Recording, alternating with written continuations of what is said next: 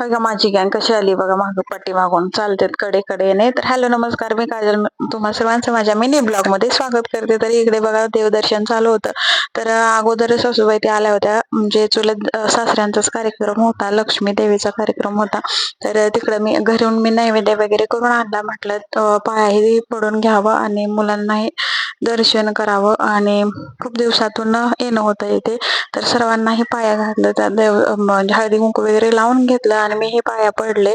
आणि इकडे मग नंतर जिथे कार्यक्रम होता तिथे गेले, तर इकडे गजढोलचं चालू होतं कार्यक्रम. मी थोडंसं शूट केलं, कारण शूट करता चालू नाही जास्त वेळ. माझा मुलगाही तिथे गजढोल खेळतोय तेव्हा पिस्ता कलरचा शर्ट आहे तो.